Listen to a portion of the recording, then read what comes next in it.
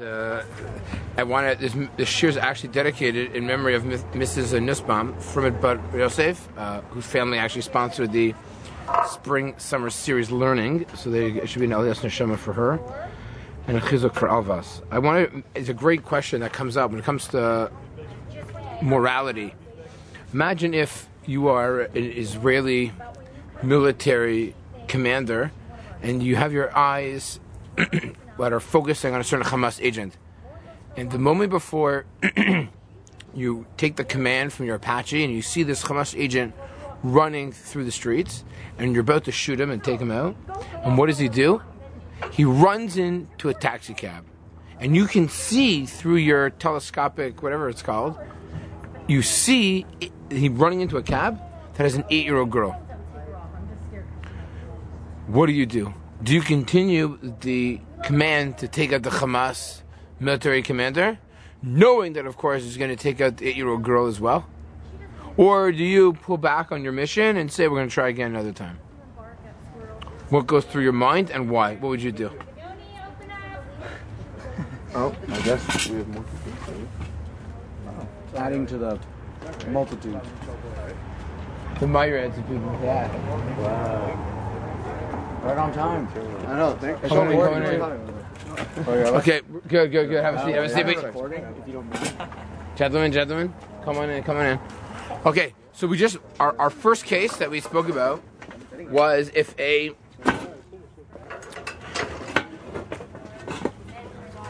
what happens if a Hamas, you're an Apache and you're hovering over the Gaza Strip, and you see a Hamas agent that you're trying to take out. That's your mission. And what does he do? He runs into a taxi cab. And who's in this taxi cab? The driver, and also an 8-year-old girl who's in the back of the cab. Do you abort your mission, or instead do you send the rocket to take out the taxi cab, knowing that you're going to also take out this 8-year-old girl? What do you do and why? What goes through your mind? Do what Sal does, or just based on ethics? Both, either. Sal's unethical. What does Sal do? Well, they obviously abort. They obviously abort.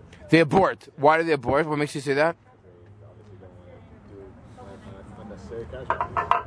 That's the whole thing with that they send during Gaza last summer that they would abort a whole mission if they saw a shot on a house that they were going to bomb. Okay, so we know that Israel often tries to avoid civilian casualties. The question is why. How much do you think we should take into consideration civilian casualties when it comes to war, and how much do we have to say, listen, war is war. You got to do what you have to do. Well, there obviously has to be a give and take kind of thing, right? I mean, obviously, it's that whole double standard that we live by and that America always puts us by or whatever. Obviously, I'm going not just ethics, but just based off what Israel actually does.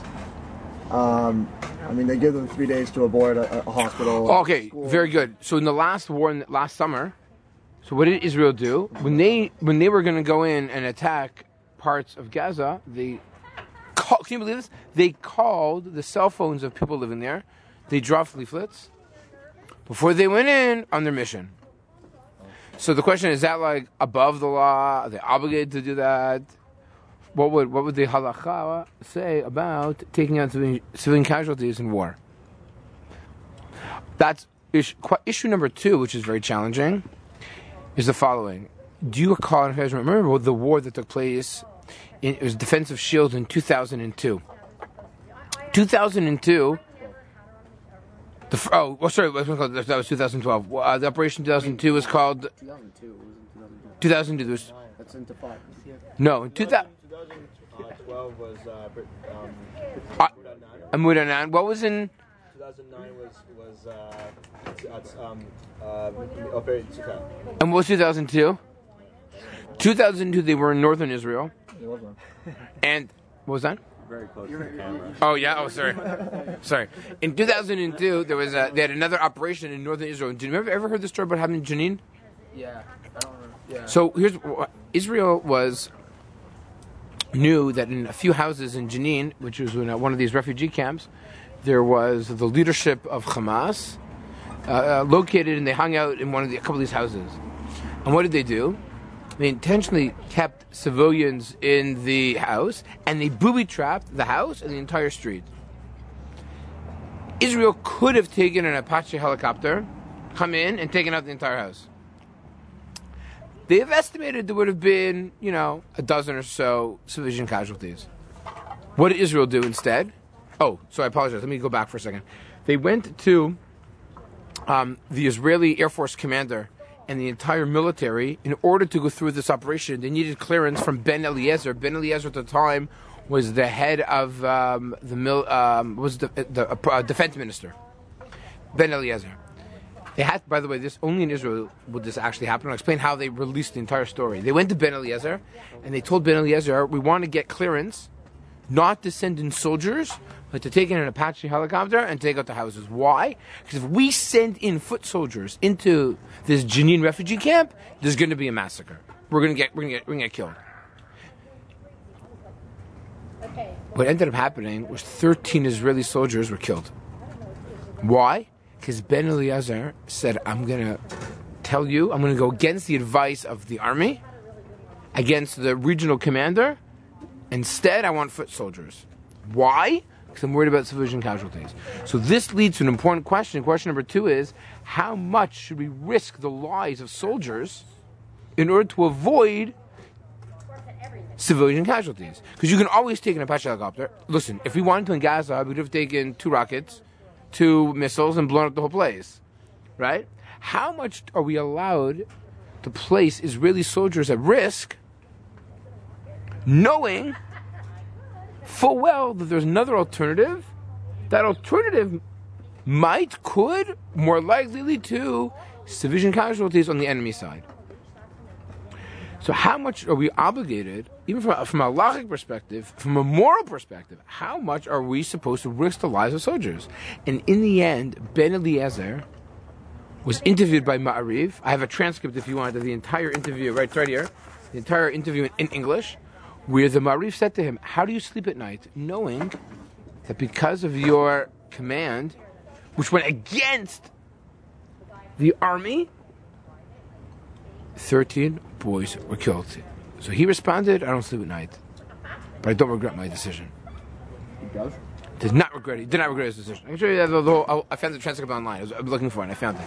In English. I found it in English. Probably Hebrew is probably easier to find, but I didn't know how to look it up in Hebrew.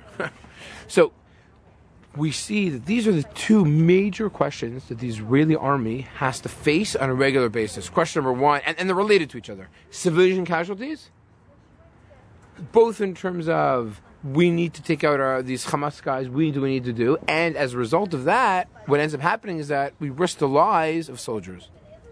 And this happens regularly. Okay. What are people's gut feeling here from a halachic perspective? Anyone have a thought on it? What do you think would be permissible, should be permissible, could be permissible, and why? Do you think the halacha recognizes war? Is this war? What's the halachic status? What's going on? Is this a status of war now? So is it more halachically correct to not kill your own people than to kill the Arabs? So Israel right now, so the question is, question number 1, is Israel in a status of war from a halachic perspective? Yeah, always war. Is it Milchemet Mitzvah right now in Israel? That's what people say. So, Rav Rosh Hashanah from Yeshiva University, the Rosh Kollel, Rav Dov Lior, Rav Shul Yisraeli, everyone agrees Israel is in the status of Milchemet Mitzvah. Why? Self-defense. What would happen tomorrow if there be no tzahal? Let's say tzahal says, you know what? We're going home to sleep. What would happen the next day? Israel would not be Israel. There'd be no Israel, right? So the very fact that that's true, Israel is defending itself. Israel's not involved in a war trying to expand the borders and take over Egypt, take over Lebanon. They're trying to defend the land that's given to them through political means. So we see that Israel, from a halachic perspective, is in the status of war. Point 1. Point 2. When it comes to war, how much are you allowed to injure the other guy? First of all, by the way, civilian casualties is a very complicated term. I'll tell you why. Up until World War I, all war was fought in a battlefield. That's why it's called a battlefield. You only had wars in cities. You had a field. I had a lousy little gun or a sword. You like that? The strong guys win, the weak guys lose. It's over. Beginning in World War I, you see that the battlefield shifts. It's no longer so simple anymore. You all of a sudden have cities getting involved. Now, World War II is a total game changer. Why? What does America do in World War II that was unprecedented? So when they dropped the bomb, the nuclear bomb in Hiroshima, they did something which was unprecedented. If you take a look at the documents from World War II, the American military said, if we send foot soldiers to Japan, are you ready for this number? If we send foot soldiers to Japan, we will lose 1.5 million soldiers. That's what the army predicted. If we send in foot soldiers. So what are we going to do instead? Drop a nuclear bomb. That's what they did. And how did they justify it? What was the justification? Now, they knew they were going to take out civilian casualties. Right? You don't drop a nuclear bomb, you only kill military personnel. By the way, I should mention, what's the definition of military personnel? It's not so simple. Is a person who's 75 years old who works in the metal factory that produces the rockets, is that considered a civilian? Or is that considered a combatant? Probably a combatant, if you want to call it. Right. If they're part of the, if they're part of making it. Okay, without them, there would be no. Okay, so it's very complicated. What exactly is a civilian? It's not so simple. Even according, I'll talk about the Geneva Convention in a minute as well. Not so simple. So what Israel needed to do, America, I apologize. America decided we need to win this war. And by the way, if you take a look at all historical documents, the bombing of Japan was one of the major breakthroughs and one of the major game changers in World War II. So not only was it something which they needed to do because they were going to lose too many lives, but they needed to win the war. And you have to win the war. Next. Is there any precedence, and this will be a little more complicated, is there any precedence in halacha or Tanakh when it comes to war and trying to understand it? Where are you supposed to look? Because remember, up until the modern era, you just didn't fight wars, right? How are you supposed to learn? So I want to point to, I have source sheets. That's what I'm not gonna go through them all. It's not the right venue to do so. I want to highlight to you though source number 4. So the Gur Aryeh, the Maharal says, listen to this. What's the case? There's one case that a lot of people point to learn about the laws of war. When Dinah is taken captive, Shimon and Levi come in, what do they do to the city? They wipe out the entire city. Were they justified in wiping out the entire city? So this is a famous machloka between the Ramban and the Rambam. The Rambam felt that they were justified, and the Ramban felt only Shem and Chamor should have been killed. They shouldn't have killed everybody else in the city. So why if the Rambam says it was okay, then why? How does he explain why Yaakov killed? That's a question that everyone asks. The Ramban asks that's Ramban's question on the Rambam. Then if it's you're right, why didn't Yaakov Avinu do it? Good, that's the same question he asks. Comes along the Gur Aryeh, Maharal, in source number 4, and look what he says.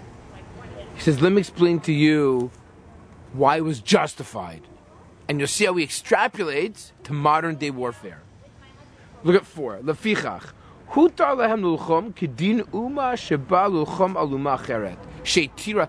The Torah permits, the Torah says you can't go to war, the Torah says you're allowed to go to war.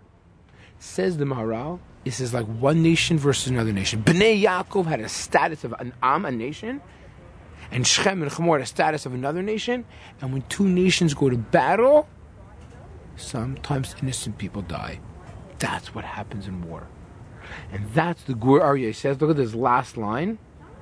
He brings other proofs in the Torah.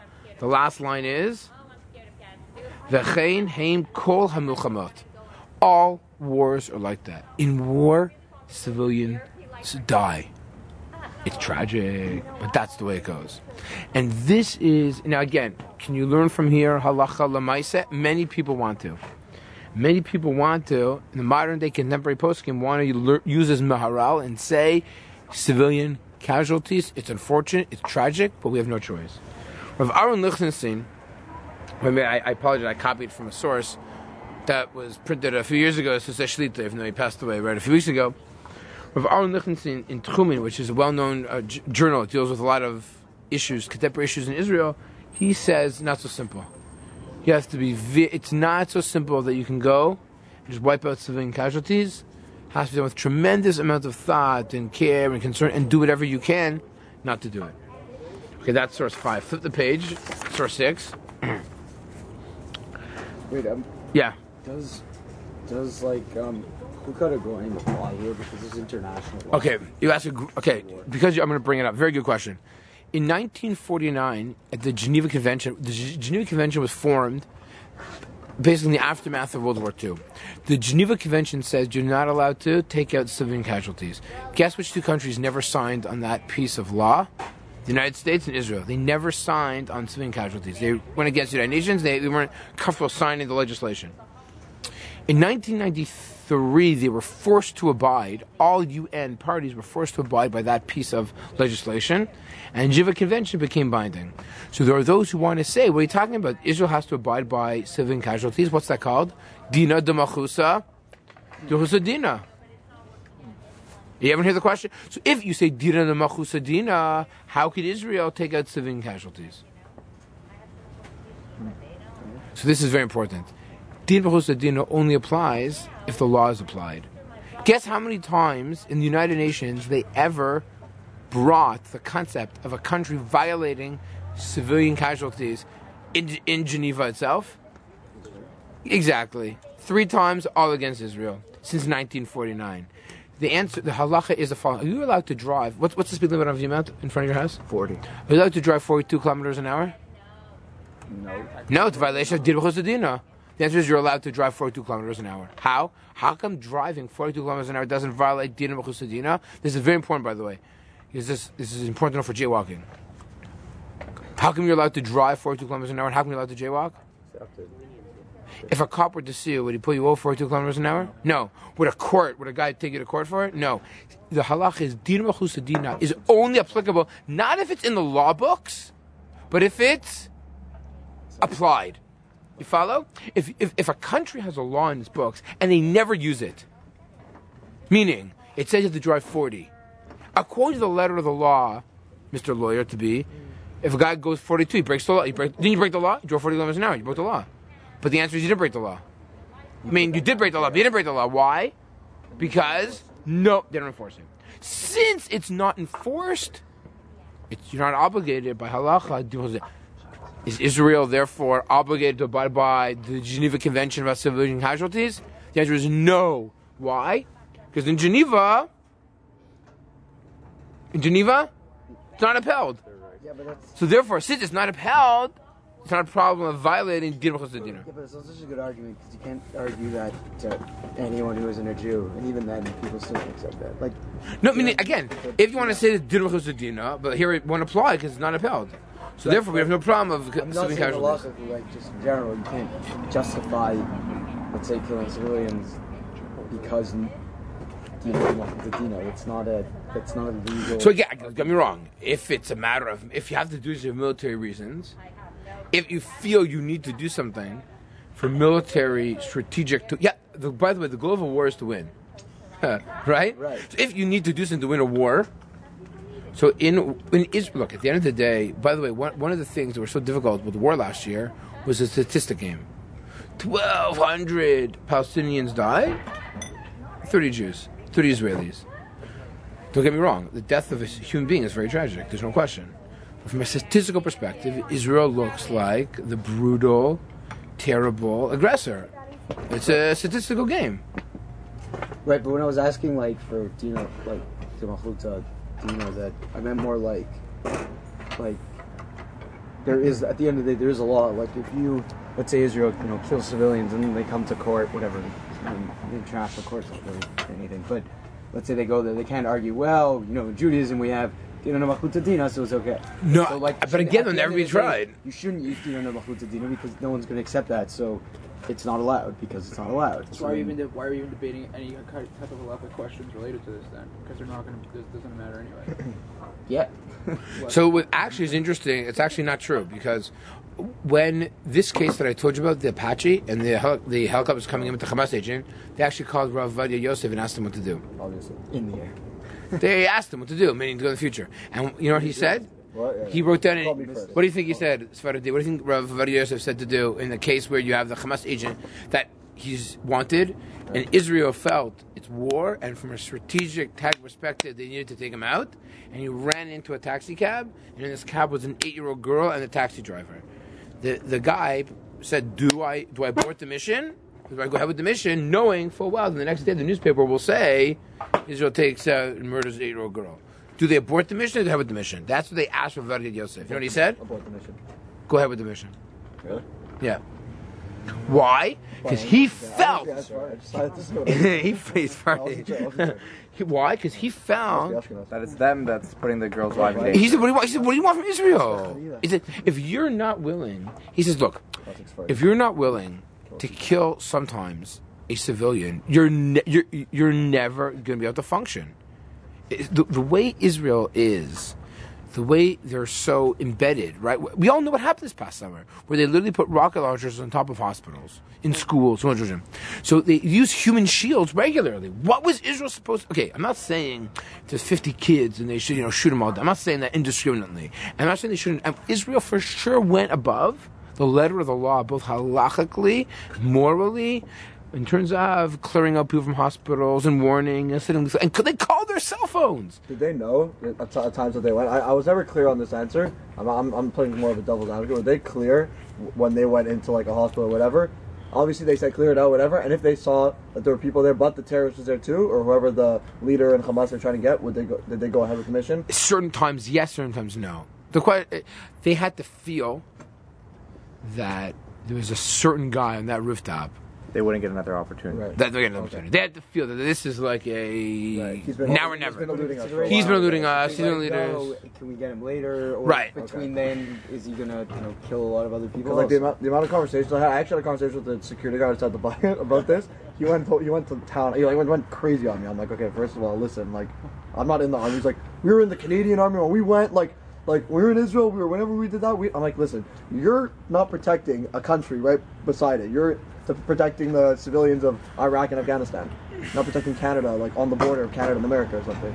Look, what would happen People, if America were to launch a rocket into Niagara? If Niagara Falls, USA, were to launch a rocket in Niagara Falls, Ontario, what would happen? Okay, fine. Let's do the You don't opposite. even need a rocket. If, You Na- just shoot it behind if you. Niagara Falls, Ontario, were to shoot a rocket into Niagara Falls in New York, what would happen? They obliterate us. Yeah, it'd be like it wouldn't Tomorrow. even- I mean, They wouldn't have cared anything. That's another thing. No Is more that Clifton Hill. if like That's all you're worried about. no. Trust me. All the places that generate money, they're not going to touch. Yeah. Although we're able to do it halakhically, that we're even maybe to kill a civilian casualty.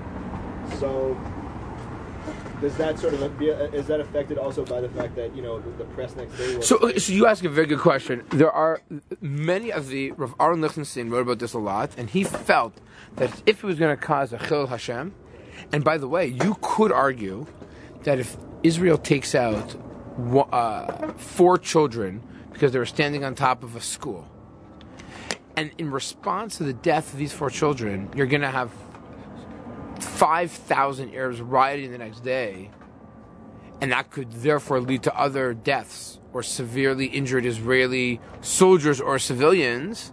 You could argue that maybe taking out that Hamas agent with those rockets wasn't worth it. So that's where things get very complicated, because it's true that you could shoot that rocket because he felt, first of all, it was earlier. I mean, we're talking something happened 10, 15 years ago. The media wasn't. Today, you can't compare media to even 5 years ago. You can't compare. Anything that happens is instant. It's instant. 5 years ago, you didn't have that. Right. It's really only been the last couple of years where you have this instantaneous media, instantaneous news, pictures, and lies. Because it's so fast, if you lie about it, it doesn't matter, because as long as you say it, it's too late. It's done. Right. Which also has a major impact. So there's no question that you do have to take consideration the political ramifications, but you don't always know what they're going to be, right? A lot of it is assumption.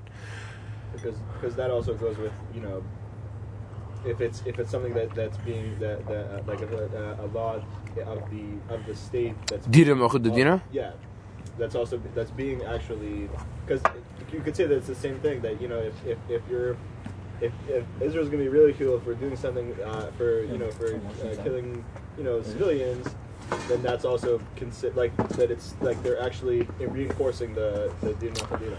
Right. I'm asking if that's it's that's a good assumption.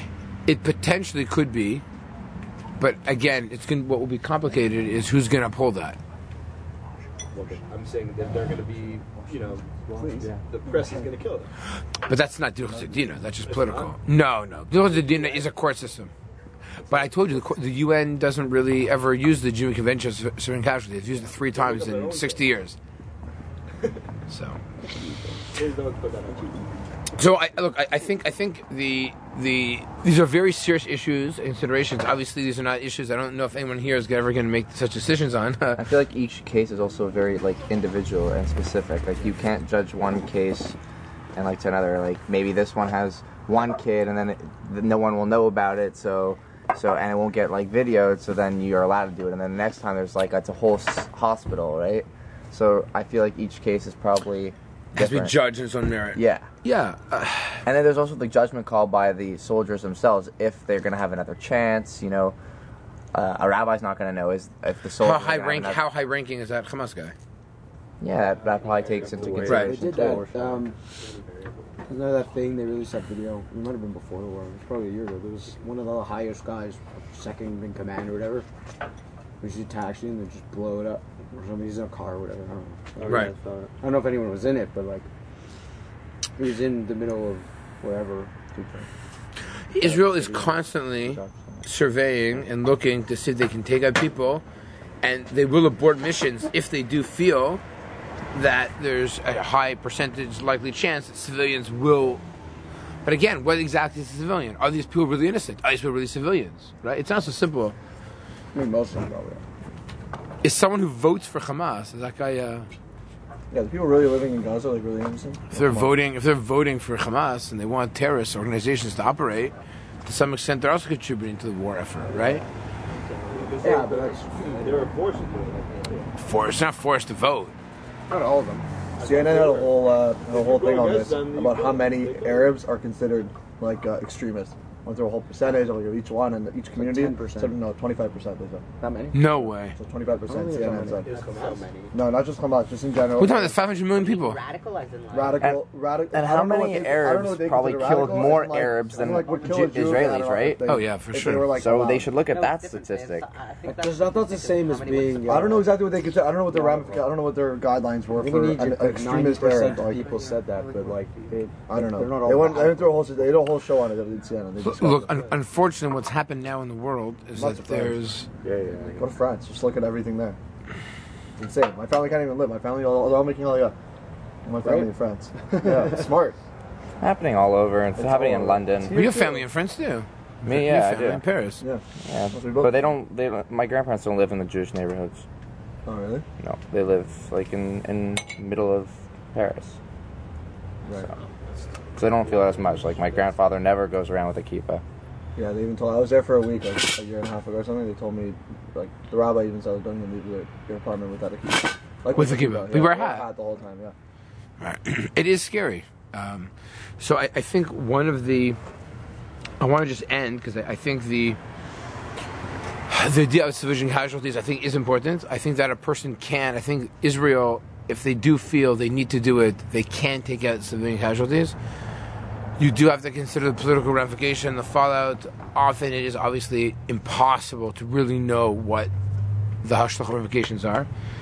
But I think two things that we should always consider. One is Avram Avinu was very disturbed when he fought the war with the 4 and the 5 kings. He thought that maybe he used up his schar because maybe he had to kill people in war. It bothered him that people were actually killed, but he did it anyways. No, it so bothers you when you kill people. There's no question. But sometimes you do need to do what you need to do. But the ultimate reason why Israel is fighting a war is not for the war as a means, right? The war is not an end. The end is, of course, is peace, right? And sometimes you have to fight a war. You have to defend yourself. And in the Middle East, to be tough is helpful. If you're weak, it's not respected. It's a different mindset. than what we have here in the Western world, which is hard, I think, for political leaders to truly appreciate and to understand. It is even hard for us to understand, although we do definitely connect to Israel. The mindset of what goes on in the Middle East is radically different than what we are brought up with here, what we see in our culture. But I think the whole idea of what Israel does in terms of leaflets, in terms of cell phone calls, minimum damages, aborting missions, no other country would do such things. No other country would do even think remotely close to what Israel does. And Israel's in probably a higher state of war and danger than perhaps almost any other single country in the entire world, for sure in the Western world. And therefore, I think we should be very proud of what Israel does. And even when Israel does feel they need to take out certain targets, and unfortunately there is a loss of life, well, it is a tragedy. Unfortunately, it is something which is necessary, and we hope and we yearn that one day the day will come where there will be true peace, and Israel will be recognized and actually truly seen as the moral beacon for the world and a light unto the nations for what it has done and what it hopes to be able to contribute to the world. So, okay, thank you, everybody.